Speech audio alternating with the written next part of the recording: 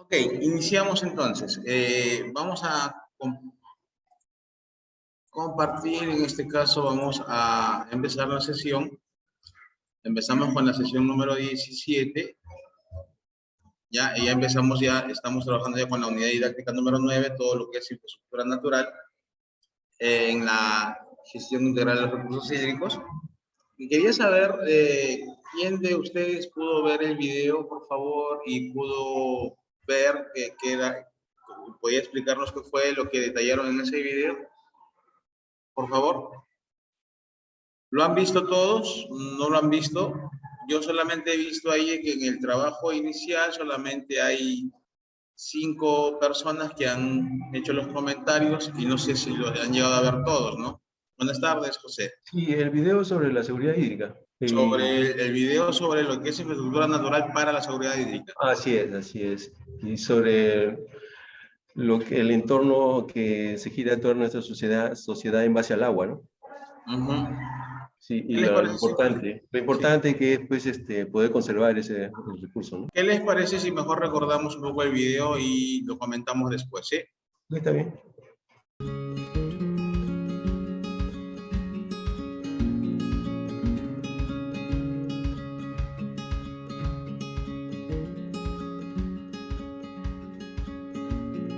Hola, soy Jenna Gami, soy la subdirectora del proyecto Infraestructura Natural para la Seguridad Hídrica. Yo trabajo en Forest Trends, donde he estado trabajando por varios años en diferentes partes del mundo, incluyendo en China, Brasil, Bolivia, México y en los mismos Estados Unidos, para desarrollar mecanismos de financiamiento para la infraestructura natural, basado en los beneficios que la infraestructura natural brinda para usuarios de agua.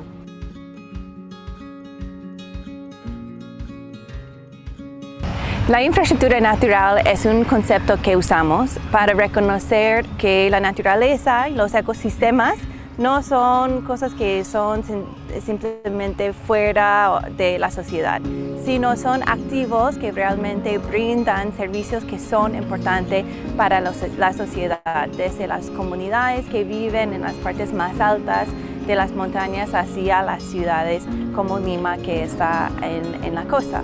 Cuando hablamos de la infraestructura natural, podemos pensar, por ejemplo, en un humedal que puede captar, guardar y almacenar agua en la estación lluviosa cuando llueve hacia estiaje o ese momento más tarde en el año cuando necesitamos el agua.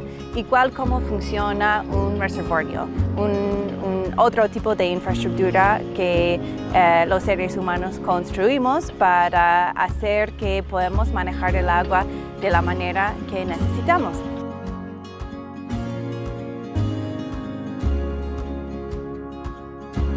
¿Alguna vez quizás han escuchado el término fábricas de agua para describir quizás los bosques o los páramos, que son los pastizales naturales, o los humedales que están en las partes altas, ¿no? Donde llueve, donde cae el agua? ¿Y qué significa esto? Porque sabemos que hay un ciclo de agua, ¿no es cierto? Entonces, no es que los ecosistemas generan nuevo agua. El agua que consumimos hoy es el mismo agua que bebieron los dinosaurios hace épocas, ¿no es cierto?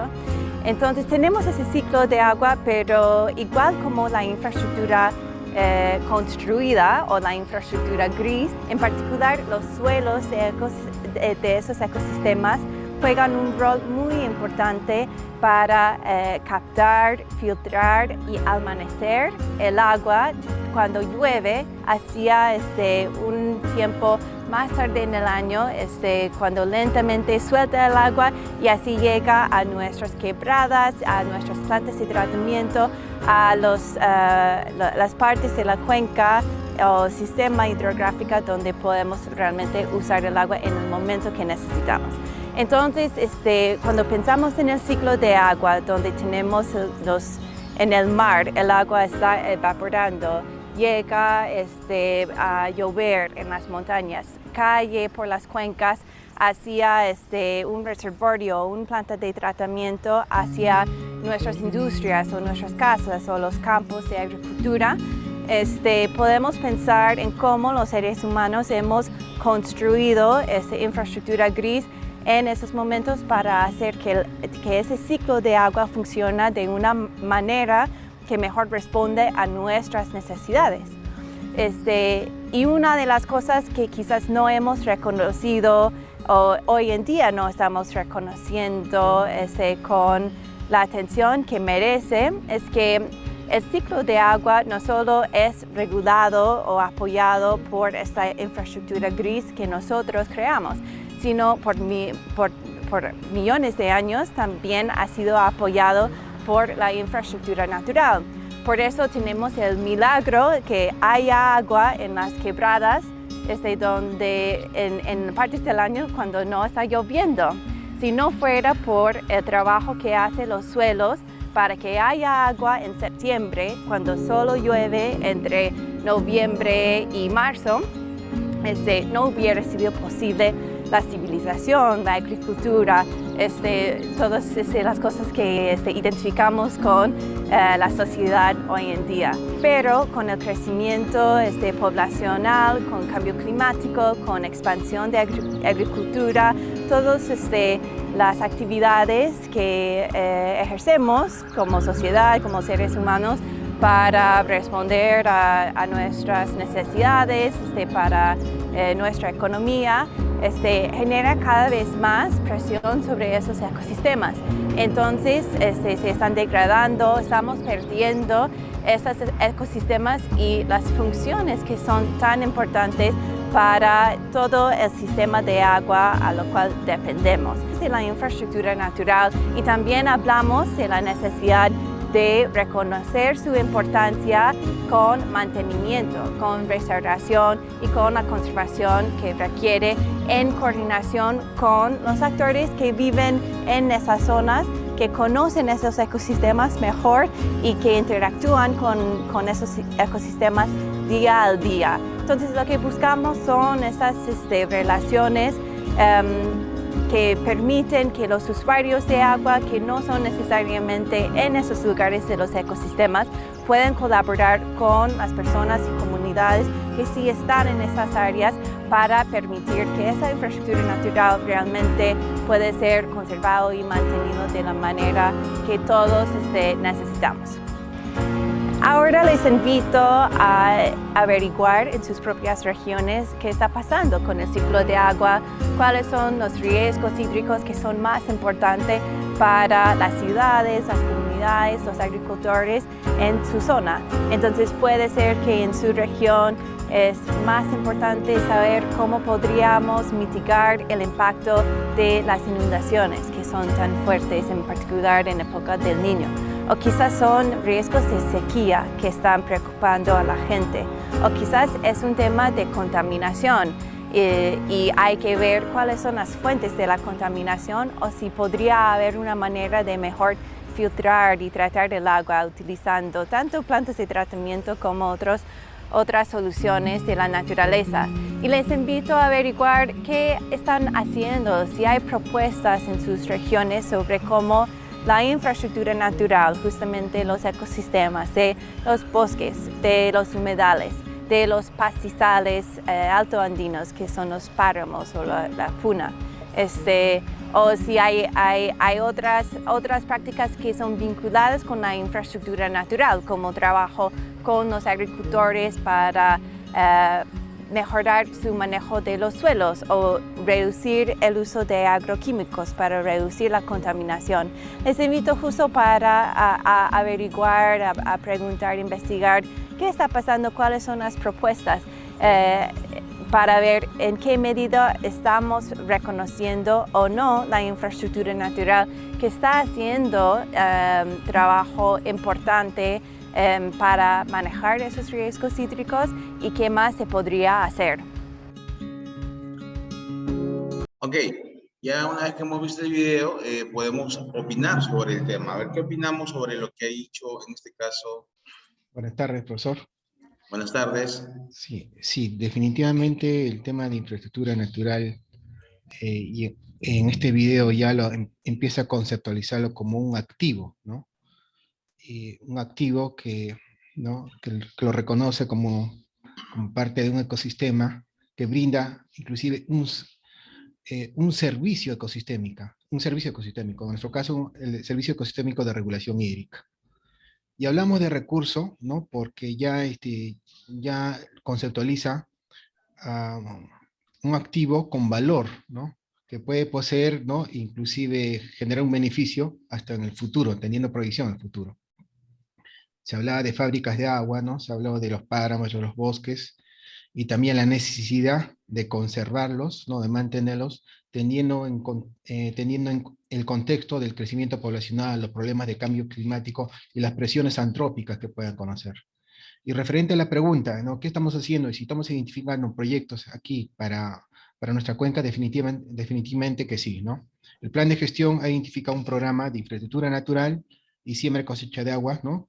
Con la finalidad de conservar y proteger los ecosistemas hídricos, el cual va a englobar un conjunto de proyectos de diversas instituciones públicas y privadas. Eso sería todo. Gracias, ingeniero. Muchas gracias. ¿Alguien más que desea aportar? Sí, profesor, buenas tardes.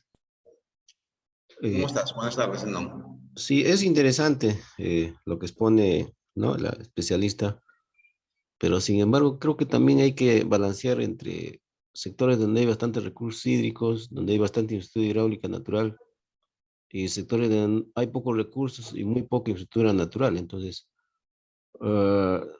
aquí, por ejemplo, en Tacna tratamos de regular de alguna manera los recursos hídricos que se van al mar con infraestructura gris.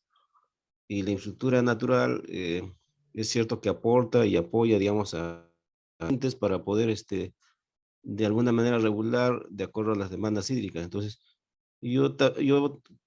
digamos, aumentaría algo más en esa exposición que hace el especialista en el tema de que debería existir un equilibrio entre la infraestructura natural y también la infraestructura artificial con la que se pueda regular los recursos hídricos para beneficio de todos. Gracias, doctor. Okay, muchísimas gracias. Gracias, Senón. ¿Alguien más desea opinar? Sí, yo quisiera opinar, profesor. A ver, Alejandro. También es importante que se conserve el agua en las épocas de abundancia para luego distribuirlo en las épocas de escasez o poca cantidad de agua que tenemos. Aprovechando de repente las famosas cochas que se pueden construir en la parte alta, un poco para poder juntar agua durante esos meses de lluvia, ¿no? Entonces, esto lo que nos da a conocer también es de que tenemos que utilizar nuestros embalses naturales para poder captar agua, ¿no? Eso es lo que yo aprovecharía para decirles. Gracias. Listo, Alejandro, muchísimas gracias. Ok, avanzamos entonces con la presentación. Entonces, vamos un poco a hablar un poco sobre lo que es la infraestructura gris, lo que es la infraestructura natural, la inversión que está habiendo en estos momentos en la infraestructura natural,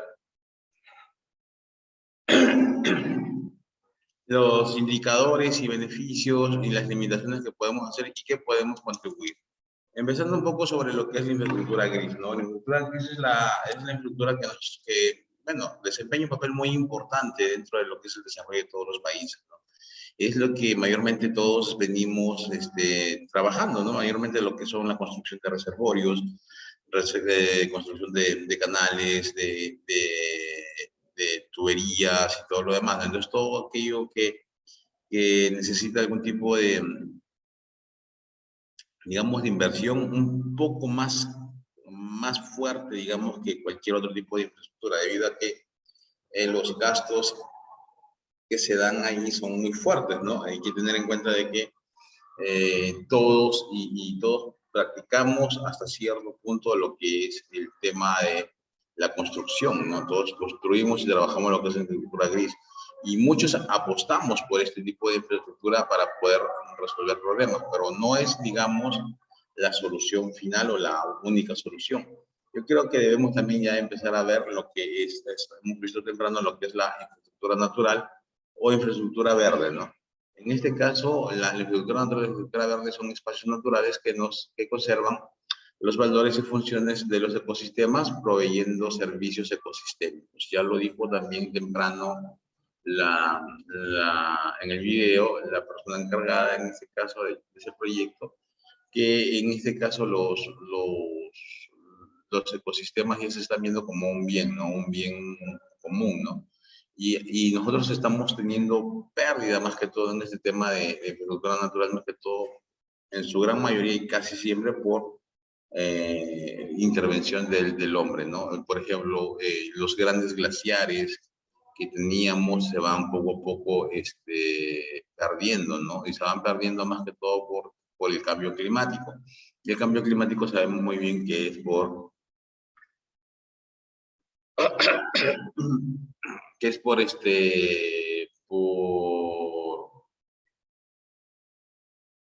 intervención del hombre, ¿no? Igual también el tema de contaminación, porque se están contaminando todos estos ecosistemas que nos permiten a nosotros cosechar agua, ¿no? Entonces, hablamos nosotros de cosechar agua y a veces muchos pensamos y hablamos de fábricas de agua cuando ya le explicamos temprano de que no es una fábrica de agua, lo que hace es de que esos ecosistemas forman parte del ciclo hidrológico del agua, ¿no? En el cual estos ecosistemas llegan a ser como reservorios naturales de agua, ¿no? Donde se almacena el agua y nos permite, digamos, ir aprovechándola dependiendo mucho del estiaje. Si no hubieran estos ecosistemas naturales, nuestros reservorios naturales, cuando cada vez que hubiera una lluvia, el agua correría, por ejemplo, si llueve de diciembre a febrero hasta marzo, ¿qué se hace el resto tendríamos agua solamente en esas fechas y después, ¿qué agua tuviéramos? No tuviéramos nada de agua, ¿no? En cambio, por este tipo de infraestructura natural, es de que tenemos agua. Lo que tenemos más bien que hacer, lo que estamos haciendo, estamos perdiendo estos ecosistemas naturales y los estamos más bien contaminando, ¿no? Los estamos contaminando con muchos, ya sea por desechos sólidos o líquidos o también por la misma presión del ser humano, ¿no?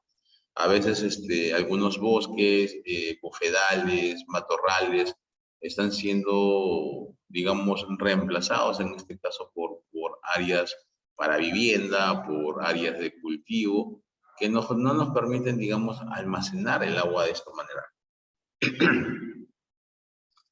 Ya, entonces, lo que debemos nosotros de tomar conciencia es eso, de que tenemos en este caso esta infraestructura natural y debemos de mantenerla y conservarla. ¿Ya? Entonces, aquí tenemos diferentes tipos de infraestructura natural. Tenemos los famosos bosques de neblina. Tenemos zafas de infiltración, agroforestería, humedales, bofedales y defensas ribereñas vivas, ¿no? En todo este tipo de infraestructura natural que se viene implementando en muchas de nuestras cuencas, tenemos nosotros que mejorarla. Por ejemplo, la infraestructura, en este caso las defensas ribereñas verdes, nos permiten no solamente conservar el agua, sino también nos sirven como protección, ¿no? Porque protegen toda la zona ribereña y en este caso, por ejemplo, en un proyecto en el cual yo trabajaba hace tiempo, se trataba un poco por recuperar en este caso toda los ecosistemas que habían a lo largo de la ribera de los ríos.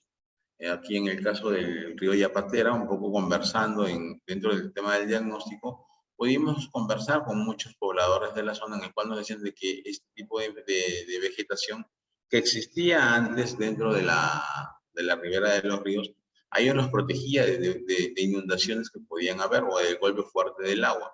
Ahora que ha sido talado prácticamente y ha sido reemplazado o en este caso por una defensa ribereña con mampostería, ¿qué sucedió? De que hubo una creciente fuerte y más bien se llevó parte de esta infraestructura gris y se metió, hizo daño tanto en áreas de cultivo como en viviendas, ¿no?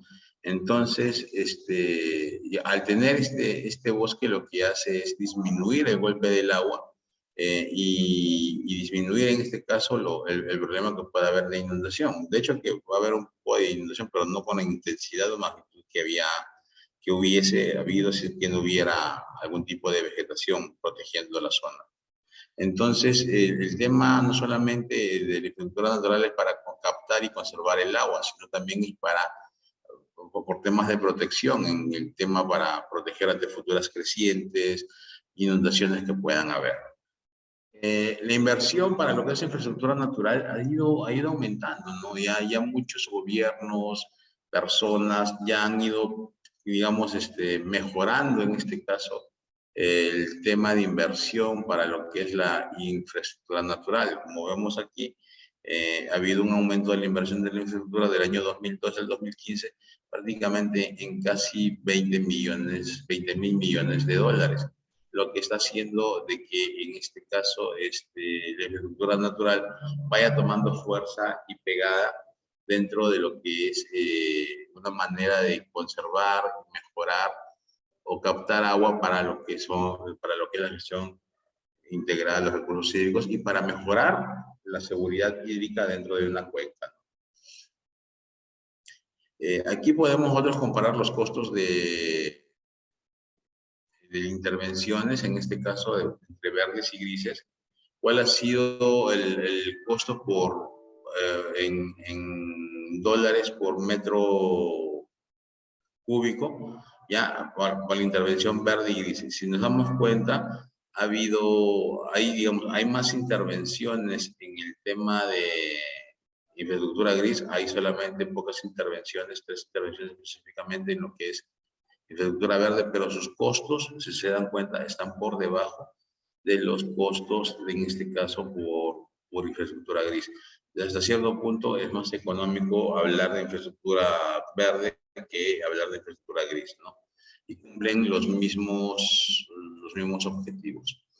¿Qué beneficios nos trae la infraestructura natural? Nos trae muchos beneficios, ¿no? Por ejemplo, el tema de lo que es el mantenimiento y el soporte de la biodiversidad de la zona, la mejora de calidad de agua, en el tema de nos está asegurando el suministro de agua, porque al ser reservorios naturales lo que va a hacer es, nos va a reservar el agua y vamos a ir nosotros haciendo uso de ella a lo largo del año, ¿no?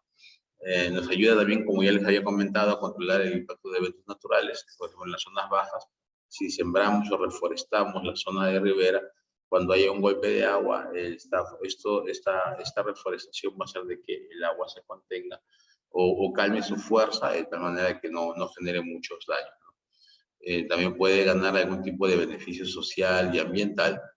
Hay un aumento, en este caso, del trabajo, es decir, de la mano de obra, al igual que la mejora de la calidad de agua, en lo que es, de alguna manera, agua más limpia, como se dice.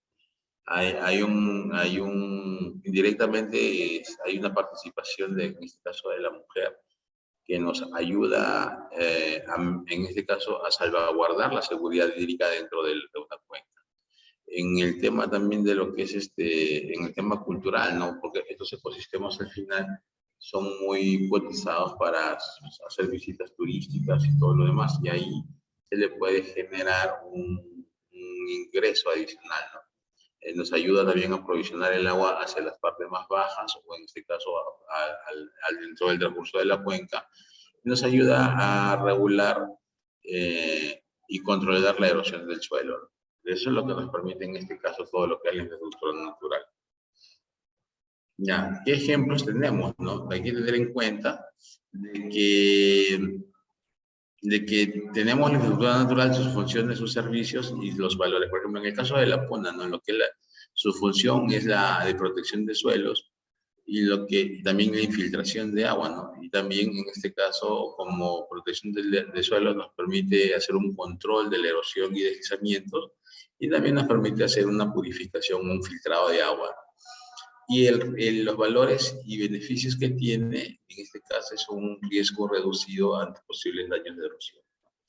En el caso de los bosques andinos, ahí lo que nos da como función ecosistémica, ya es la protección ecosistémica, es la infiltración de agua y también la intervención de neblina, y aquí nos da como beneficios o servicios ecosistémicos, es el control de la erosión, en este caso la reducción de agua y la purificación de agua, ¿no? Y lo que sería, en el caso de lo que es un beneficio y valor, nos ayuda a regular el agua limpia para su uso agrícola y doméstico. En los que son los bofedales, su función específica es el almacenamiento de agua, y lo que los servicios ecosistémicos nos daría sería la regulación y purificación del agua. ¿Qué limitaciones podemos tener para poder implementarla? La infraestructura verde, la infraestructura natural en el Perú, ¿no? Tenemos muchas limitaciones. Una de ellas es la falta de proyectos de envergadura, falta de proyectos que nos permitan, en este caso, poder implementar este tipo de infraestructura a nivel nacional. La falta de capacidad y orientación para diseñar estos proyectos sostenibles. Una falta de coordinación entre los sectores, es decir, entre el Ministerio de Agricultura y los gobiernos locales, que nos permite en este caso hacer un proyecto de reforestación o de zanjas de infiltración, o en este caso de conservación de bofedales, o ¿cómo se llama? O en este caso de los páramos en la parte alta, ¿no? Y eso también parte de lo que sería una escasez de recursos naturales, ¿no? Una escasez de dinero, una escasez de financiamiento. Al no haber financiamiento también para este tipo de proyectos, no se puede implementar ese tipo de propuestas en el Perú. ¿Cómo nosotros podemos implementar, cómo podemos contribuir a solucionar estas limitaciones? Hay diferentes formas, ¿no? Hay diferentes formas en el tema de la promoción, de la formulación de propuestas que nos permitan conservar, mantener, en este caso, las fuentes de agua, los ecosistemas. Trabajar también con propuestas que nos permitan sacarle provecho económico también a estos ecosistemas, mediante el tema del turismo, por ejemplo, que nos permita también a su vez generar, digamos, recursos para su conservación y su mantenimiento. El tema de la creación de fondos verdes o fondos de agua, que nos permitan implementar este tipo de propuestas. Entonces, hay muchas formas en cómo podemos trabajar estas intervenciones, pero todo se basa en lo que sería la parte económica, cómo nosotros podemos generar un fondo para poder implementar muchas propuestas, ya sea para la conservación, propuestas, por ejemplo, en muchos cultivos en la parte alta, trabajar el tema agroforestal, en cómo podemos trabajar, combinar la forestería con la agricultura, cómo podríamos trabajar también el tema, digamos, de reforestación en las partes altas, en los puquiales, en las cabeceras de cuenca, que nos permita a su vez que estos bosques se puedan mantener y conservar el agua. Y también propuestas que nos permitan, digamos, de qué manera los pobladores de la zona se van a beneficiar de estos proyectos. Porque alguna vez yo les pregunté a un agricultor, les preguntamos a varios agricultores, ¿por qué no dejan de talar el bosque? ¿No? Porque si no talamos, la pregunta es, si no talamos, no podemos aumentar nuestra área agrícola y no tendríamos comida para poder alimentar a nuestra gente. Y hay que tener, y en base a eso también, ¿no?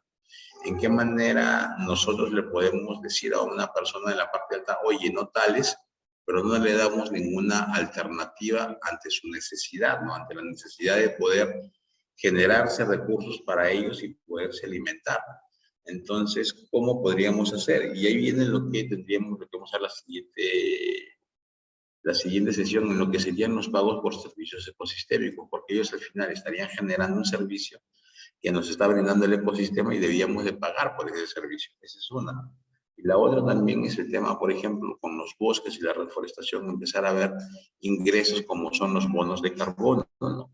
Que empezar a trabajar en eso, ¿no? En que mucha gente en estos momentos está sembrando, no solamente por el tema de conservación, sino también porque sabe que a la larga, sin necesidad de talar, va a tener un ingreso por el tema de los bonos de carbono.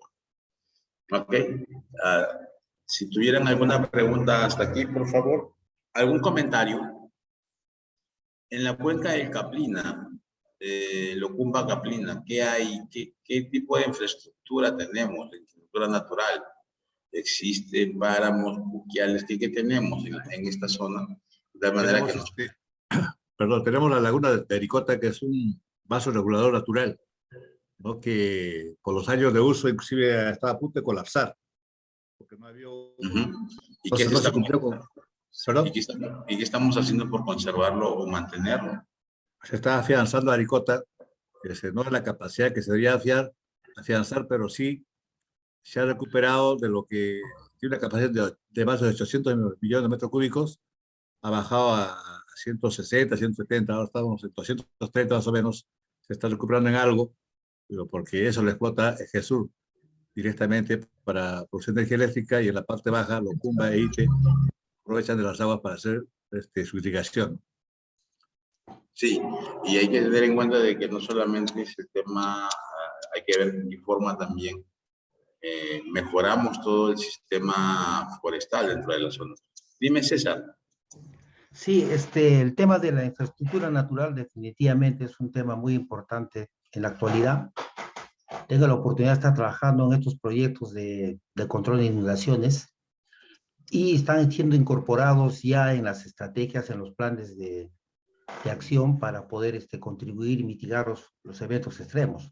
Pero hay un tema que también nos preocupa, que me gustaría que dé su opinión respecto de cómo interesar a los gobiernos subnacionales, inclusive al gobierno nacional, para poder incorporar este tipo de infraestructura, porque hemos estado revisando estadísticas, si bien es cierto, usted mencionaba que está en aumento, pero sin embargo, si vemos la estructura presupuestal de cada uno de estos gobiernos, vemos de que es insignificante aún la inversión que se destina a este tipo de proyectos, y consultando con muchos amigos que trabajan en estos gobiernos regionales o provinciales, nos indican de que, bueno, como estos proyectos no generan impacto inmediato para las autoridades políticas, como que no se interesan en incorporar, habida cuenta del gran beneficio que estos ecosistemas brindan para la regulación hídrica, por ejemplo.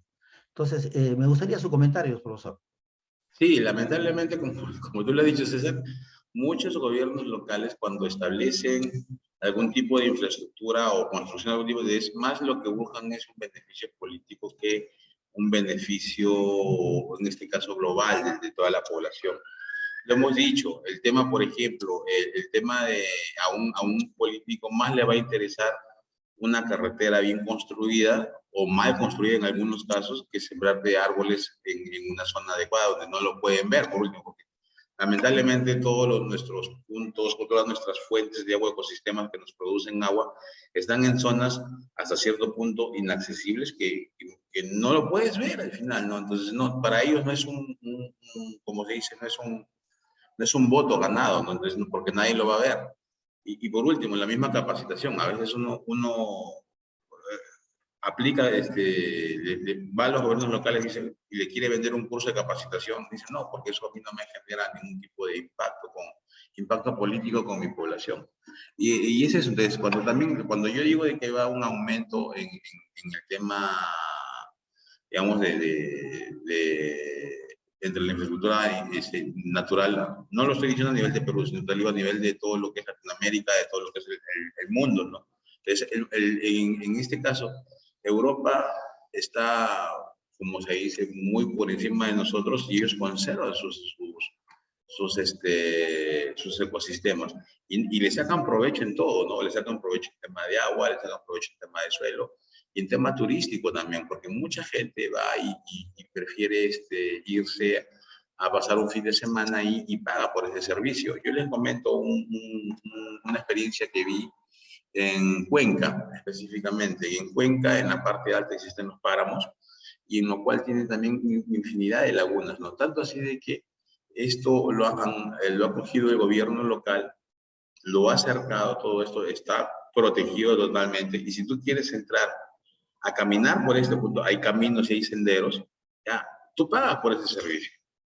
Tú pagas por entrar y solamente caminar por la zona. ¿Por qué? Porque respiras aire puro, ves paisajes, ves todo lo demás, y también haces ejercicio. Pues por ese servicio tú pagas y tienes un ingreso para mantener, en este caso, todo este ecosistema que tienen en la parte alta. También el tema, por ejemplo, de ir hay lagunas, tú vas y pescas, los que les gusta la pesca van, pescas, y no solamente tienes que pagar por el pescado, también tienes que pagar pagas por el servicio, en otras palabras, por entrar a pescar, tú pagas un derecho. Entonces, se le saca el beneficio, pero la cosa es de que se debe generar una propuesta en la cual se vean todo este tipo de mejoras, ¿no? Porque siempre, ante todo proyecto, tienes que ver cuáles son tus beneficios, cuáles son tus costos y todo lo demás. Hay que generar ingresos. Como yo te lo dije la vez pasada, al poblador de la parte alta yo no le puedo decir, deja de reforestar, deja de talar, si no le doy una propuesta productiva en la cual ellos puedan implementar y puedan, digamos, compensar eso de no poder sembrar, ¿no? Porque ellos cuando hacen la tala no es porque quieren talarlo, sino porque sacan digamos en este caso, para leña, para su hogar, y también amplían su frontera agrícola, ¿no? Tenemos que sembrar papa, tenemos que sembrar yugo, tenemos que sembrar maíz, y necesitamos aumentar nuestra área de cultivo. ¿Por qué? Porque hemos crecido, como les comenté la vez pasada, la población crece, entonces sus necesidades también crecen, ¿no? Necesidades de alimentación. Al crecer la población, necesitamos más áreas para poder sembrar y poder satisfacer las necesidades de esa población.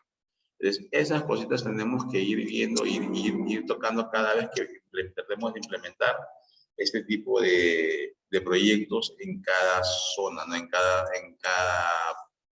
punto donde vamos a trabajar la conservación, en este caso de las fuentes naturales. ¿Alguna otra pregunta o intervención? Sí, profesor, si me permite compartir también unas experiencias.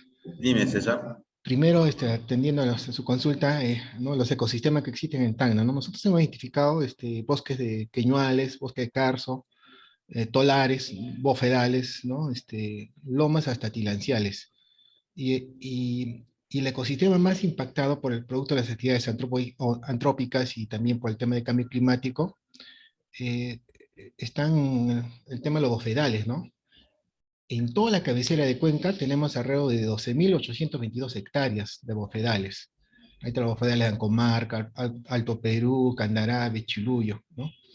De los cuales existe un buen porcentaje que requieren ser, un buen porcentaje de superficies de ecosistemas que están degradados. No voy a decir el monto exacto, pero sí requerimos intervención en la cabecera de Cuenca, ¿no?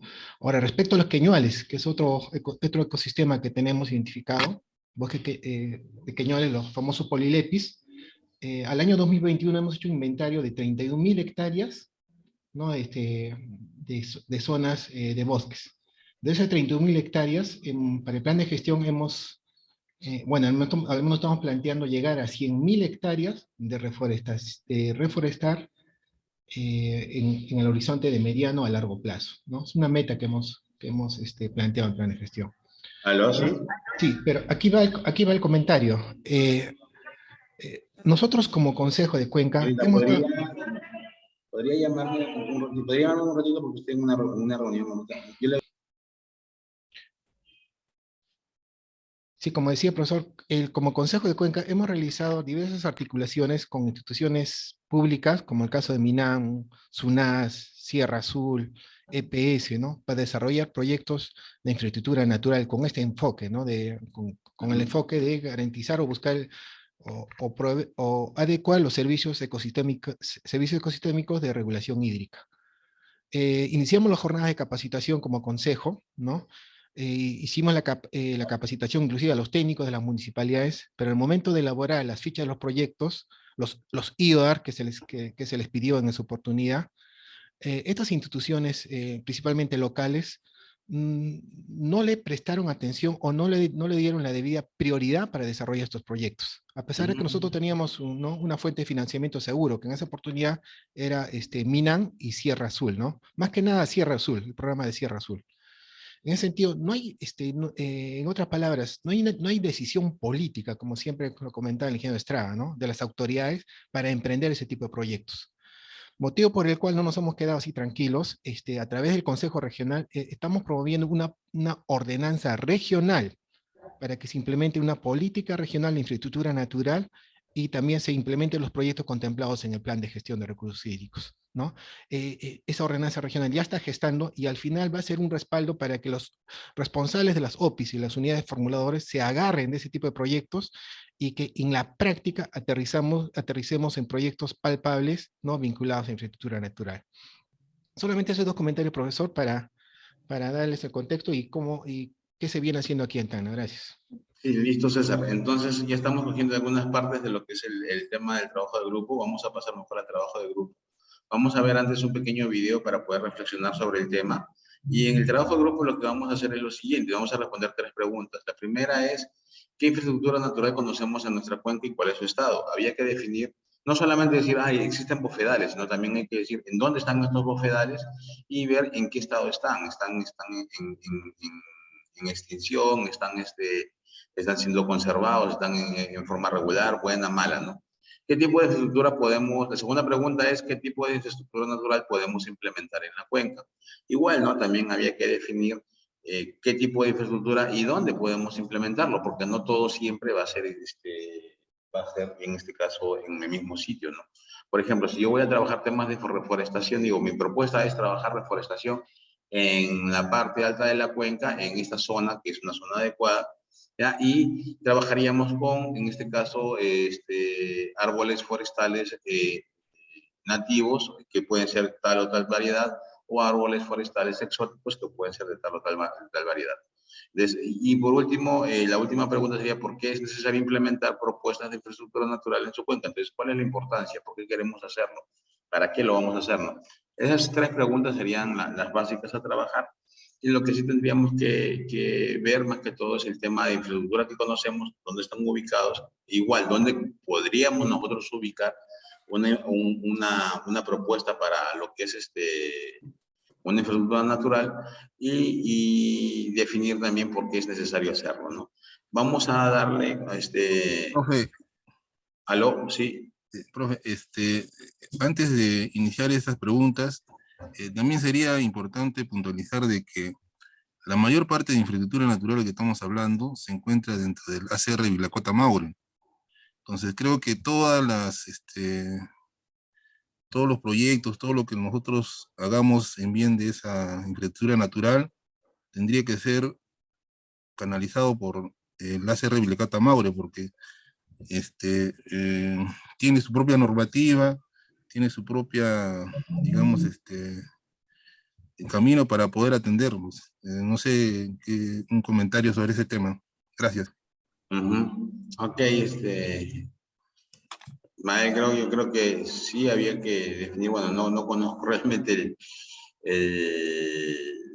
la cuenca que me comentas, pero sí había que tener en cuenta esos detalles, ¿no? Pamela, disculpa, ¿cuántos participantes hay? 14. Hacemos igual que el anterior, 4 grupos, ¿sí? Y, Okay. Y más bien vamos a ver el video y después del video ya empezamos a ver lo que sería el trabajo de grupo. Sí se ve, ¿cierto? Sí.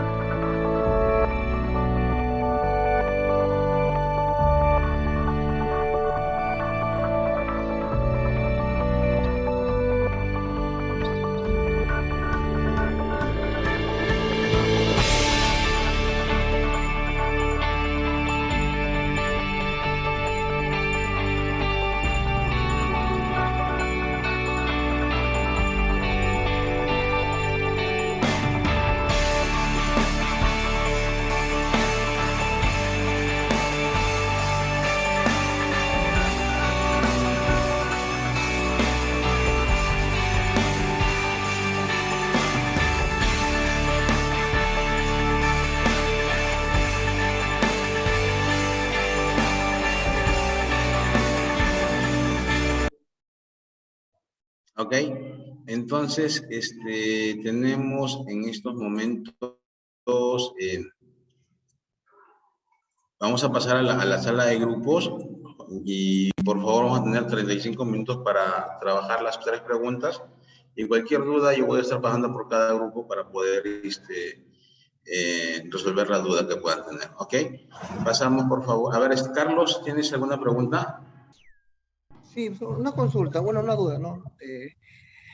Los proyectos de glaciares artificiales se pueden enmarcar dentro de literatura gris, natural o... No, es una estructura natural, es una estructura natural, por más que sea artificial es natural, ¿no? Natural, ¿no? Ok.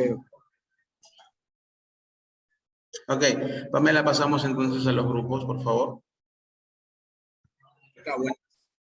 Buenas tardes con todos.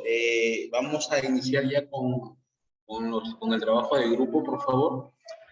Empezamos con el grupo número 1. Este grupo está formado por Telma Carrasco, Eric Choque e Ismael Chambilla, por favor. Hacemos la exposición del trabajo de grupo. Más tarde. Sí, el grupo 1, la que va a exponer es la señora Delma Carrasco. Ya, ¿y quién va? ¿Ella puede proyectar también? Yo lo voy a ayudar con la proyección. Ok, por favor. Muy buenas tardes. Bueno, me toca exponer el trabajo del grupo número 1 con relación a la pregunta ¿qué infraestructura natural conocemos en nuestra cuenca y cuál es su estado? En este caso estamos hablando de la cuenca Caplina-Locumba. Entonces el grupo ha identificado que en el marco de esta cuenca, en el ámbito de esta cuenca, contamos con bofedales, los cuales están ubicados en la zona del Airo, se encuentran en un estado de semi-conservados. Por otro lado tenemos los bofedales ubicados en las zonas de los chiluyos, tanto Chiluyo chico y Chiluyo grande, también en estado de conservación semi-conservados. Los bofedales de Coracorani, en la misma situación, los bofedales de la zona Mamuta y los bofedales en la zona de Covire. Y en parte, una parte de Covire se encuentran ya, digamos, afectados, ¿no? En este caso. Por otro lado, contamos con punas, las cuales están ubicadas en la zona del Alto Perú y en estado de semiconservados. También tenemos punas en la zona de Ancomarca, Maure, Covire, y, de la misma manera en estado de semiconservado. También contamos con humedales de Ite, que están en la parte baja de la cuenca Locumba. Se encuentran en proceso de recuperación porque sabemos que tienen algún impacto ahí de contaminación. Los ojos de Copapujo también consideramos que es una infraestructura natural, que están ubicados en la zona de Mamuta y se encuentran en buen estado. Asimismo tenemos la laguna de Aricota, ubicado en Aricota, Candarave, ¿no? Y está en recuperación. Asimismo tenemos una zona de Queñuales en Candarave, que se encuentra en estado de semiconservado. Pasemos a la segunda pregunta. La segunda, Ismael, si pudieras proyectar. Sí, sí está proyectado, señor Delma. Y no sé, ya, está bien. Me fui. Bueno, con relación a qué tipo de infraestructura natural podemos implementar en la cuenca, bueno, aquí tenemos varias alternativas, empezando por las zanjas de infiltración, que es un medio que propicia justamente la generación de cochas en aguas abajo de la cuenca, ¿no? Y estos a su vez, por otro lado, podemos generar también barrajes naturales, ¿no? Luego tenemos la reforestación con especies nativas, ¿no? Como la queñua y otros. Y tenemos también la posibilidad de generar defensas ribereñas con un sistema de árboles, ¿no? Entonces, a ver, pasemos a la tercera pregunta. ¿Lo puede proyectar la tercera pregunta? Ahí. ¿Por qué es necesario implementar propuestas de infraestructura natural? Como decíamos, es todo un ciclo, ¿no es cierto? Entonces, esta infraestructura natural podría generar una sostenibilidad, digamos, del medio en el tiempo. También permite la infraestructura natural contribuir a la seguridad hídrica, porque como decíamos, tiene una directa relación, por ejemplo, en este caso, con las experiencias de siembra y cosecha del agua, que están dirigidas a este fin. Mejora la calidad del agua, evita la erosión hídrica, que también aquí en la cuenca del Caprinar vemos, ¿no? Año a año, cuando tenemos años extraordinarios, vemos cómo el río seco se carga y arrastra con todas las rocas, árboles, animales, etcétera, y genera destrozos. Por eso es importante, digamos, generar todo un sistema de protección natural que podría mitigar estos impactos negativos, ¿no? Luego evita también la erosión de los suelos, permite la regulación natural del recurso hídrico, como es el caso de la laguna Aricota, permite la creación de un microclima especial que a su vez propicia la propagación de flora y fauna silvestre, mejorando el ecosistema de la zona. Y esta situación también genera un entorno ecológico paisajístico más atractivo, que a su vez genera unas actividades económicas, turísticas, ecológicas y mayores posibilidades de los pobladores que están en la zona adyacente para tener nuevas actividades económicas y mayor acceso a nuevas fuentes de trabajo. Eso es todo, profesor. Ok, muchísimas gracias. Señora Irma, pasamos al grupo número 2. El grupo está conformado por César Huertas, Débora Merma, José Manuel Valencia y Vianey Torres. A ver, por favor, quien está proyectando, que deje de proyectar para que ya está ahí el producto compartido. No sé, Vianey, de repente Vianey. Todavía está el anterior, José. No, sí, por favor, el que está, por favor. José, pon tu... Está, estoy compartiendo. Ya, ahora sí. Vianey, a ver si te animas. Vianey. ¿Me escuchan? Sí, te escuchamos. Perfecto. Sí, Vianey. Bueno, el grupo estamos conformado por Vianey Torres, bueno, César Huertas, Débora Merma, José Valencia, bueno, el que habla, Vianey Torres. La pregunta, ¿qué infraestructura natural conocemos en nuestras cuencas y cuál es su estado? Acá hemos puesto, primeramente, bofedales en las cabeceras de cuencas, ¿no? Tenemos tanto en la provincia de Tarata, Candarave y también en Alto Caprina. Hay zonas de bofedales en unas altitudes más o menos superiores a los 4.000 metros sobre el nivel del mar, que generalmente hay bofedales, y también obviamente en la cuenca Maule. También hemos puesto lagunas, Paucarani, Condorpico, Casiri, Aricota. En el caso de Aricota está en un 20% de capacidad de almacenamiento, Suches, Calere, y otros cuerpos de agua menores, porque existen cuerpos de agua menores, inclusive en Alto Caprina, pero son pequeños, así como en Sama, y también en Locumba existen otros cuerpos pequeños cerca de las cordilleras, ¿no? Pero de alguna forma también están contribuyendo en este caso como una infraestructura hidráulica natural. También hablamos de bosques relictos, ¿no? En este caso de Carso, en el Valle de Cinto, en estado regular. A la vez hablamos de cochas en cabecera de Cuenca Sama, porque esto de acá hay un programa nacional que ha construido algunas cochas en la parte alta de la Cuenca Sama. También queñuales en estado regular, esto está en todas las cuencas, hablamos de la cuenca Caprina, Sama, Locumba y el Maule, ¿no? Donde están estos queñuales que fortalecen obviamente por su tamaño de árbol, obviamente absorbe, retiene la escorrentía superficial.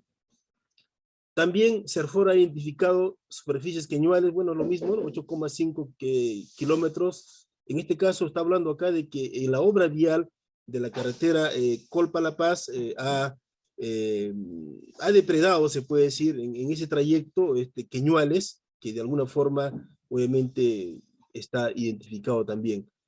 También no podemos dejar de lado acuíferos, acuíferos que no lo observamos a simple vista, pero está abajo, el acuífero Caprina, el acuífero Sama, El Airo, Vizcachas, Suches y otros de menor tamaño, porque existen pequeños acuíferos tanto en la cuenca Alta Caprina, también en Locumba y en Zama, pero son de menor envergadura, ¿no? Y estos acuíferos obviamente nos dan esa retención, ese almacenamiento que no lo observamos, pero que poco a poco va descargando de la parte alta a la baja, en este caso la parte baja de la cuenca. En el caso del acuífero Caprina, sabemos que está sobreexplotado, está en veda, pero aún está dando recurso hídrico, y esto tenemos que obviamente conocerlo mejor y a la vez recuperarlo.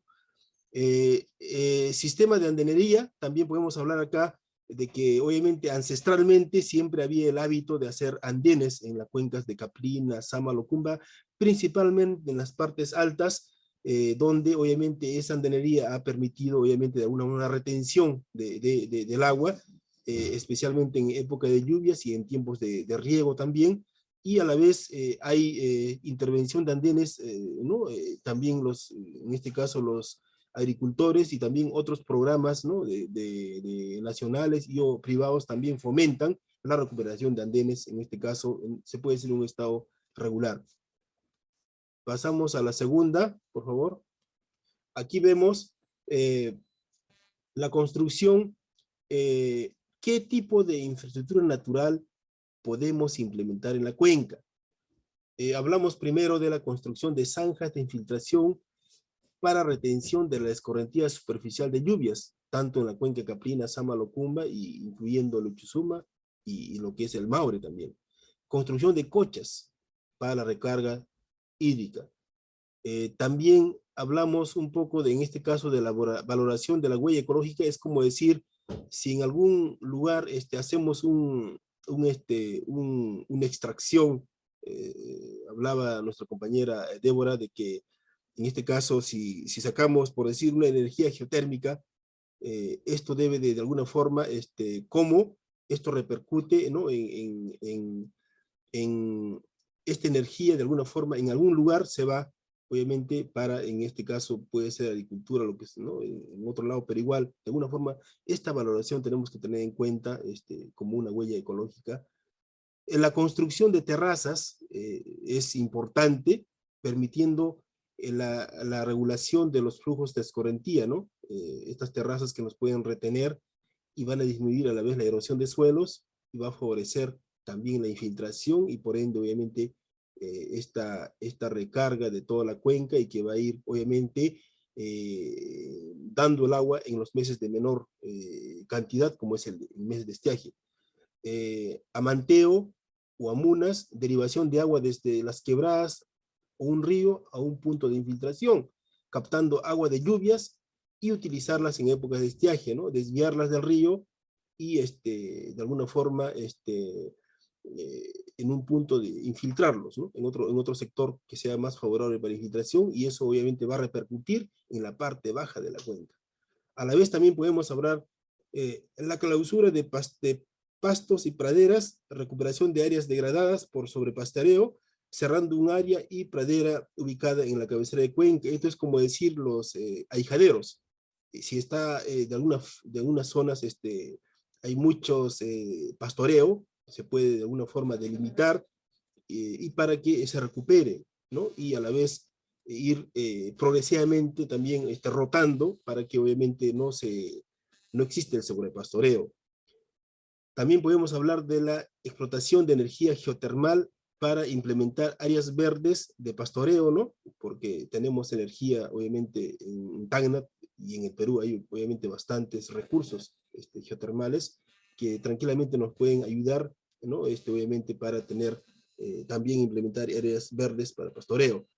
Algo que quisiera acá, de alguna forma también, debido a que estas infraestructuras naturales son de pequeña envergadura, realmente una zanja de infiltración, creemos que debe de estos proyectos que se implementen, tienen que tener su indicador en cantidad de agua. Es como decir, si la línea base ahora es el Caprina 1 cubo, entonces cuando se implemente esto será pues 1010 litros por segundo, por decir como ejemplo. Entonces debe haber un punto donde se controle, se mida, porque si no medimos, va a pasar los años y no vamos a ver si realmente hemos recuperado o no. A simple vista veremos que de repente la vegetación se ha recuperado, pero debe haber de alguna forma un indicador que nos permita cuantificar realmente cuánto estamos recuperando, o simplemente estamos manteniendo nada más en el tiempo, de repente solamente estamos conservando con estas intervenciones, ¿no? Es muy importante esas mediciones que debe de formar parte de esas intervenciones. Siguiente, por favor. Y como tercer punto, ¿por qué es necesario implementar propuestas de infraestructura natural en la cuenca? Obviamente, es una solución más efectiva para asegurar los servicios ecosistémicos que ayudan a regular el ciclo hidrológico. Obviamente que estas intervenciones, ¿no?, nos van a dar esta seguridad hídrica, porque caso contrario se puede ir disminuyendo, en este caso, el recurso hídrico. Esto nos va a asegurar este servicio ecosistémico. También como estrategia de conservación de determinados espacios esenciales para el mantenimiento del funcionamiento ecológico saludable. A la vez también hablamos para reducir la brecha de infraestructura o de acceso a servicios. A la vez, para evitar la incertidumbre sobre la sostenibilidad de los servicios que los ecosistemas brindan para los diversos usos de la inseguridad hídrica. A la vez, porque constituye la mayor fuente de insumos para la economía, servicios de provisión y producción. También para mantener y conservar los ecosistemas para garantizar la seguridad hídrica, ¿no? Es importante esto porque estas intervenciones, estas propuestas, por lo menos nos debe garantizar de que esta seguridad hídrica, que se conserve por lo menos la cantidad de agua que tenemos. Y si se incrementa, mucho mejor aún, ¿no? Proveen una amplia gama de bienes y servicios fundamentales para la supervivencia y desarrollo de la sociedad, ¿no? Y a la vez son importantes a la hora de controlar crecidas e inundaciones, control de erosión de ciertas épocas del año. Obviamente que estos volúmenes pueden ser tranquilamente infiltrados, desviados, almacenados, de repente no todo, pero ese poco que se almacene, ese poco que se infiltre, va a repercutir, va a incrementar en algo, en este caso los flujos de agua en los meses de estiaje. Y para la provisión de los servicios ecosistémicos, como los de regulación hídrica, control de riesgos naturales y control de erosión, que es muy importante. Obviamente que este servicio nos está dando la misma naturaleza, para de alguna forma también nosotros convivir y aprovechar el recurso hídrico, porque obviamente nosotros, el ser humano va a requerir el agua para sus actividades de consumo prioritario y también para sus actividades productivas, y entonces debemos de conservar estos ecosistemas para, obviamente, sobrevivir en nuestro planeta, que obviamente que poco a poco se va a ir, el agua dulce va a ser obviamente más limitado. Esa sería la intervención del grupo. Muchas gracias. Muchas gracias. Pasamos con el grupo 3, por favor, conformado por César Guanacuri, Jorge Puro y Rosa Chambe. ¿Quién va a exponer? Hola, César, Jorge, Rosa. Sí, buenas tardes, profesor. Yo voy a exponer. Estoy tratando de compartir. No sé si se aprecia la pantalla. Sí, se aprecia. Gracias. Bueno, a la primera pregunta, ¿qué infraestructura natural conocemos en nuestra cuenca? Al igual que los colegas que nos antecedieron, resumirlo en la existencia de los bofedales, ¿no? Tanto en Ancomar, en Alto Perú, que pertenece a la cuenca Uchucuma, el bofedal de Chiluyo, que pertenece a la cuenca Sama, el bofedal de Candarabe, el Guaitire, que pertenece a la cuenca Locumba. Estos se encuentran, estos bofedales, en la cabecera de cuenca, se encuentran en un porcentaje de superficie con áreas degradadas. También encontramos infraestructura natural como bosque de queñuales, bosque de carso, ¿no? Los cuerpos de aguas y lagunas y lagos, ¿no? Ya se habló de Laguna Subicha, Laguna Aricota, Paucarani, Casí, etc. Su estado semiconservado, y en el caso de lagunas requiere conservación. En el caso de matorrales tenemos otro tipo de infraestructura, tenemos los matorrales del Valle Interandino, ¿no? También tenemos las lomas de Morro Sama, las lomas de Tacoay, las lomas de Tacoay y los humedales de Ite. Estos humedales se encuentran, o estas infraestructuras naturales se encuentran en estado conservado. Al respecto a la segunda pregunta, ¿qué tipo de infraestructura natural podemos implementar en la cuenca? Ahí, como habían comentado, requerimos una intervención mixta, participativa, ¿no? Participativa que requiera, primero, no solamente de aislar o desarrollar proyectos aislados de una determinada institución, se requiere de un cambio de paradigmas, ¿no?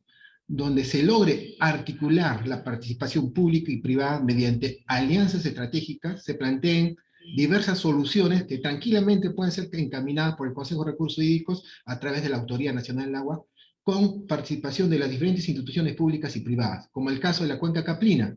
Hemos identificado que tenemos un fuerte potencial, un actor importante que es la EPS, que mediante tarifas se puede pagar los famosos MRC bajo la regulación de las UNAS, ¿no? Se puede implementar en la cabecera de cuenca proyectos de restauración de humedales, ¿no? Sobre todo en el tema en la cuenca Luchusuma, ¿no? En la zona de trasvase de aguas del Airo. También tenemos áreas en la cuenca media y baja de Caprina, el tema de reforestación, sobre todo en Villaviviani y en Higuerani, ¿no? Y así otros proyectos de zanja de infiltración, proyectos de cocha o microreservorios que podrían constituirse en la cuenca Caprina. En la cuenca Sama la realidad es diferente, ¿no? Hay otra realidad, pero también encabeza un común denominador, que son la recuperación de los bofedales, ¿no? La recuperación de los bofedales, la reforestación de coqueñuales, las zanjas de infiltración, cochas, microreservorios, amunas, ¿no? Amunas, y a la cuenca media y baja se puede implementar el tema de agroforestería y sobre todo los proyectos naturales de defensa ribereñas. En Japón nosotros hemos conocido un humedal natural, ¿no? Un humedal natural que bajo la sinuosidad o bajo la forma de una serpiente ha amortiguado grandes impactos producto de las avenidas de huaicos e inundaciones, ¿no? Entonces es un ejemplo palpable que no está aterrizado todavía en el Perú ni en Latinoamérica respecto al uso de la infraestructura natural, inclusive para estos eventos extremos. Tenemos en la cuenca Locumba, se repiten casi ya la mayoría de los proyectos de restauración bofedales, ¿no? De restauración de queñuales, zanja de infiltración, etcétera, ¿no? Con la misma lógica anterior. ¿Y por qué es necesario implementar las propuestas de infraestructura natural? Lo resumimos en lo siguiente: para que produzca el mayor y sostenido beneficio para las generaciones actuales, pero que mantenga su potencial para satisfacer las necesidades y las aspiraciones de las generaciones futuras. Bajo el concepto, ¿no? que engloba la GW, ¿no?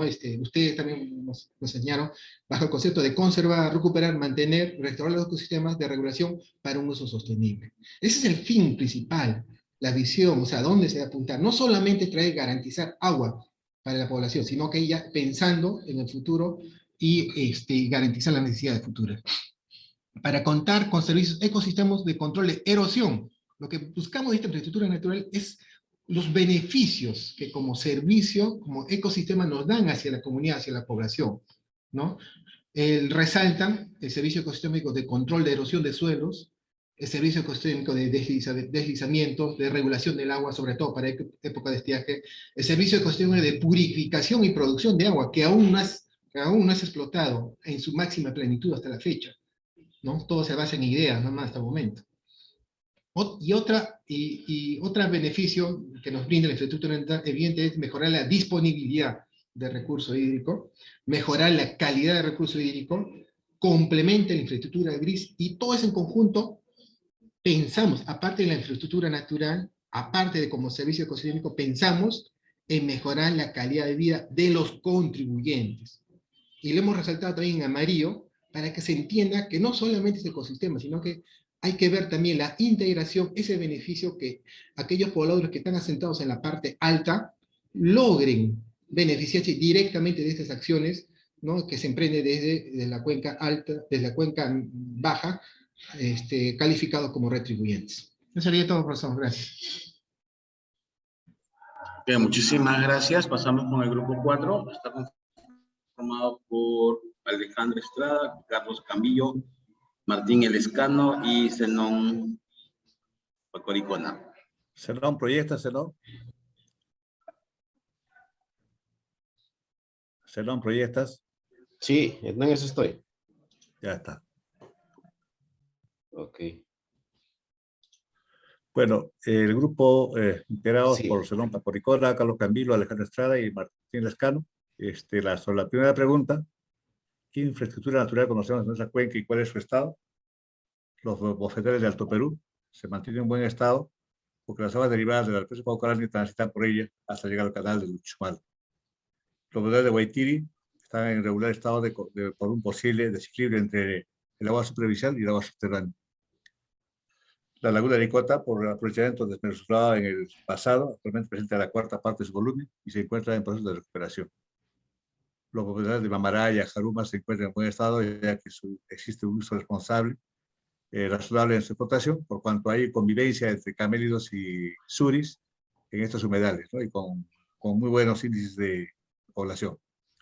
La forestación de Tarucachi, Estique Pampa, Estique Pueblo y Talabaya en buenas condiciones y otorga ingresos económicos a los pobladores del lugar por la venta de madera. Son eucaliptos que son renovables. Los bofedales de Chiluyo Chico, Chiluyo Grande en buenas condiciones. ¿Qué tipo de infraestructura natural podemos implementar en la cuenca? En zonas de erosión, campañas de reforestación creadas de Pilapilani, Ancoma, Caprina, Longaniza, Chipispaya, Corocuro, Coruca, Irabaya, Irabe, Poquera, Ticapampa, explora reforestación con especies nativas en gran parte y otra con otras especies, ¿no? Como el eucalipto. Y también hay que hacer la construcción de conchas y zanjas de infiltración en la parte altandina, sobre todo en Alto Perú, en comarca Mamaraya y Jarumas. Y la reforestación con plantas nativas, queuniales, de las zonas de Guaitiri, Japopunco, para cazar agua, y también va a servir como atractivo turístico a futuro. La siguiente, por favor. ¿Por qué es necesario implementar propuestas de infraestructura natural en su cuenca? Uno, para el control del problema de erosión y control de avenidas, no en épocas de lluvias. Para incrementar la disponibilidad hídrica, para garantizar la seguridad hídrica y alimentaria, para mejorar las condiciones de vida y económica de la población del lugar, para regular el recurso hídrico del periodo de lluvias, del periodo de avenidas, para mejorar la calidad del agua, para disminuir los conflictos socioambientales. Eso es lo que hemos trabajado en el grupo 4, profesor. Gracias. Muchas gracias. Muy bien, lo que hemos visto en los 4 grupos es un poco la coincidencia en que existen varias infraestructuras naturales que tienen en la cuenca, como son los bofedales, las cochas, y están algunos en proceso de extinción, y hay otros que sí están en regular para alto. La cosa aquí es cómo mejoramos, en este caso, la conservación y mantenimiento de estas infraestructuras. Más que todo, como lo dijimos, como lo dijeron varios compañeros, en el tema de establecer políticas, de que los gobiernos locales tengan voluntad política para poder mejorar esta infraestructura, porque lamentablemente a veces parte de eso, ¿no? Y mucha parte de esta infraestructura natural no es, digamos, en la mejora o en la conservación, políticamente para un gobernador o un alcalde no es muy apetecible, ¿no?, de poderlo implementar. Por eso un poco la sociedad civil, en este caso los integrantes que están dentro de los consejos de recursos hídricos deben de presionar y también presentar propuestas para esta conservación y para este mejoramiento de esta infraestructura natural. Y poder implementar nuevas infraestructura natural que pueda ser implementada teniendo experiencias o viendo experiencias de cuencas alternas, de vecinas, o en todo caso cuencas similares, ¿no? Como yo les comenté, he visto, ¿cómo se llama? Una experiencia en Cuenca donde se trabaja todo el tema, en este caso, de las lagunas, de la protección de las lagunas, de la protección, en este caso, de los páramos, de tal manera de que al final, de la manera que lo protegen, también generan turismo dentro de la zona y generan recursos para también la manutención, en este caso, de estos ecosistemas que son beneficiosos, en este caso, para la conservación del agua y también para la captación misma del agua. Ok, muchísimas bien. Lo que vamos a pasar ahorita, vamos a ver lo que nos toca la siguiente sesión, la sesión 18, por favor, Pamela. Ya, nuevamente, como les comenté, tenemos lecturas complementarias, o sea, están 3 lecturas para que ustedes puedan fortalecer y puedan tener un mayor entendimiento de esta sesión que vamos a terminar. las pueden descargar y pueden leerlas. Es una lectura complementaria que les va a servir mucho para el entendimiento de esta sesión. Y también en la pregunta queremos saber qué piensas sobre la edición 17. Queremos que nos dejes tus impresiones, tus preguntas, tus dudas, tus ideas, por favor, para poder nosotros tomarlas en cuenta y mejorar en este caso o resolver alguna duda que tengas. En cuanto al ejercicio de la sesión número 17, hay que ver un video en el cual vamos a explicar un poco sobre un proceso de un proyecto de un bufedal, ¿ya? Sobre el tema de los bufedales en la zona andina, y ver más o menos cuáles son los procesos que se vienen trabajando, ¿no? Y la idea, después de ver esto, había que ver que bajamos el formato y respondemos las preguntas que tenemos en el formato. Pasando a la sesión número 18, por favor, hay un video que tienen que observar y responder nuevamente, en este caso, lo que es la pregunta, ¿qué entiendes por mecanismos por retribución de servicios ecosistémicos? Por favor, esto tendríamos que ver este video y también poder responder la pregunta en Jamboard. No se olvide, por favor, de que estos ejercicios tienen que realizarse porque son evaluados, ¿no? Y tienen, por favor, que colocar en su nota adhesiva su nombre y apellido. Ok, entonces, si tienen alguna pregunta, por favor, alguna duda o algún aporte. Hola. Creo que está bien, profesor, le agradecemos mucho. Yo creo que hoy hemos aprendido un poco más de lo que hemos estado, y todos casi hemos coincidido con lo que hemos expresado en grupos. Gracias, profesor, gracias. Bueno, nuevamente agradecidos para todos los compañeros. Gracias a ustedes por su participación y porque también, como lo hemos dicho, esto es una manera de aprendizaje mutuo, ¿no? No solamente el tutor explica cosas que conocemos, sino también aprendemos un poco de sus vivencias y sus experiencias. Ok, más bien, muchísimas gracias por su participación y nos vemos en la siguiente sesión el próximo martes. Hasta luego. Buenas tardes.